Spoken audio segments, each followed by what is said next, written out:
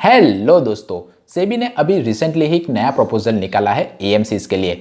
अब इस प्रपोजल के थ्रू बहुत सारी चीज़ें म्यूचुअल फंड इंडस्ट्री में चेंज होने वाली है। तो इस प्रपोजल का हमारे म्यूचुअल फंड की इन्वेस्टमेंट पर क्या असर पड़ने वाला है, उसी के बारे में आज के इस वीडियो में हम डिस्कस करने वाले हैं। तो जो सबसे पहला चेंज इस प्रपोजल में किया हुआ है वो है ओवरलैप रूल्स 50% कैप का।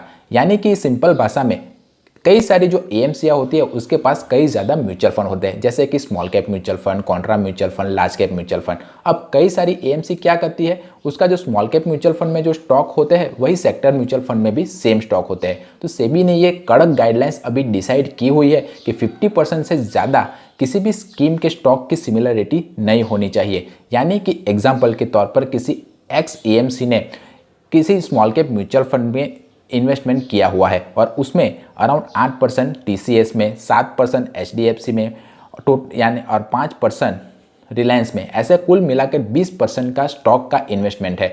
दूसरी स्कीम एग्जांपल के तौर पर लार्ज कैप म्यूचुअल फंड है, उसमें भी इसने टीसीएस में 7%, एचडीएफसी में 5% और रिलायंस में 8% का निवेश किया हुआ है। तो 20% का ओवरलैप इस दोनों ही म्यूचुअल फंड स्कीम में हो रहा है। तो सेबी ये कह रहा है कि ये 50% की ओवरलैप की मर्यादा से कम है, तो ये चल जाएगा। पर ऐसा होगा कि इन दोनों स्कीम में जो स्टॉक आने वाले बाकी स्टॉक जो बचे हुए हैं वो भी इन्वेस्टमेंट किया होगा वो 60% से ज़्यादा हो, यानी कि स्टॉक सिमिलरिटी दो स्कीम की एक एएमसी की 60% से ज़्यादा हो तो उस स्टॉक को रिसफल करना पड़ेगा। अब सेबी ने इसके लिए क्या गाइडलाइंस दी है, तो सबसे पहले वो एमएमसी को बताएगा कि इन दोनों स्कीम जो आपकी है, एग्जाम्पल के तौर पर ये स्मॉल कैप म्यूचुअल फंड और ये कॉन्ट्रा म्यूचुअल फंड, इन दोनों स्कीम में 60% स्टॉक सिमिलर है। तो सबसे पहला 30 दिन में इन स्टॉक में रिसफल कीजिए, या स्मॉल कैप म्यूचुअल फंड में स्टॉक बदलिए या फिर कॉन्ट्रा म्यूचुअल फंड में स्टॉक बदलिए। अगर एएमसी ने ये प्रपोजल नहीं माना तो 30 दिन और दिए जाएंगे। फिर से सेबी बोलेगी कि ये जो ओवरलैपिंग है उसकी मर्यादा 50% से कम कीजिए। अब फिर भी अगर एएमसी इन स्टॉक जो म्यूचुअल फंड की जो स्टॉक है उसको रिसफल या रीबैलेंस नहीं करती है और उसकी सीमा को 50% से नीचे नहीं लाती है तो उस स्कीम को बंद भी किया जा सकता है। तो यही सबसे पहला पॉइंट है ओवरलैप रूल 50% कैप का, यानी कि 50% से ज़्यादा किसी स्कीम में स्टॉक सिमिलरिटी का ओवरलैप नहीं होना चाहिए।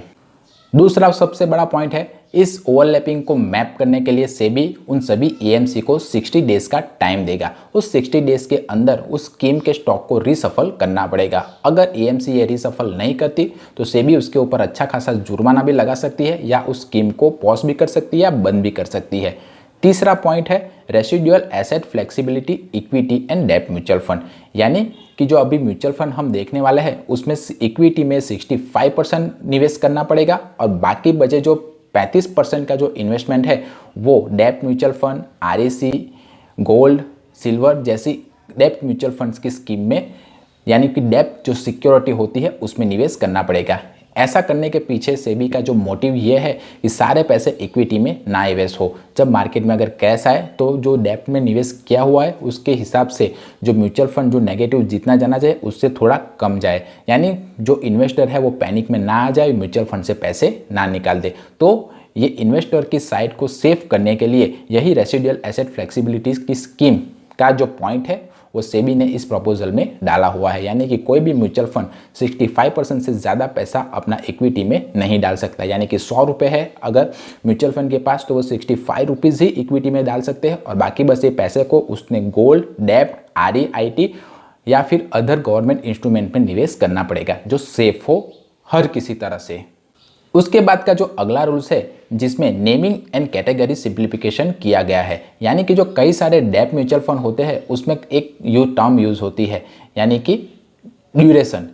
कई सारे जो डेब्ट म्यूचुअल फंड है उसे ultra short duration fund, short duration fund, mid duration fund, large duration fund, ऐसे तरह के टर्म से यूज़ किया जाता है। उसको चेंज करके ड्यूरेशन शब्दों को निकाल कर टर्म अब लगाना पड़ेगा, यानी कि जो शॉर्ट ड्यूरेशन फंड पहले कहा जाता था डेब्ट में वो उसे शॉर्ट टर्म फंड कहा जाएगा, यानी कि नाम में सिंप्लिसिटी लाई जाएगी। और ऐसा करने के पीछे का कारण क्या है?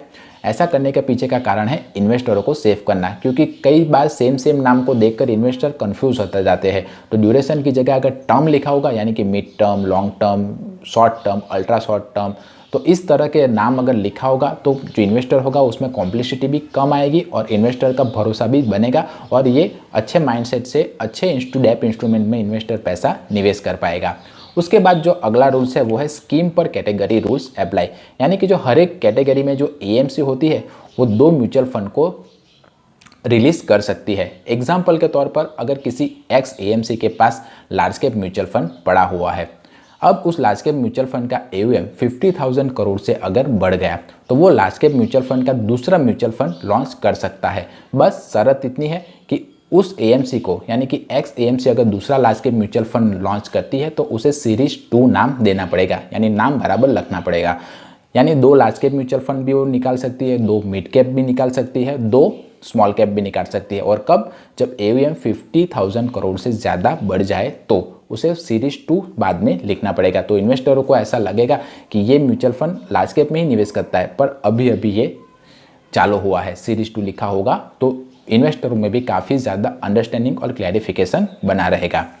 तो इस सभी के जो रूल्स है, सबसे पहला रूल्स ओवरलैपिंग, उसके बाद का जो रूल्स है जो नेम में चेंज किया है वो, उसके बाद जो स्कीम में निकाल सकते हैं दूसरी स्कीम, उनसे जो इन्वेस्टरों का ही फ़ायदा होने वाला है, पर यहाँ पर एएमसी का काम बढ़ने वाला है।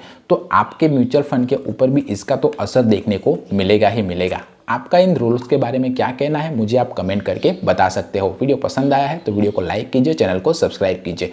मिलते हैं अगले वीडियो में, तब तक के लिए बाय बाय।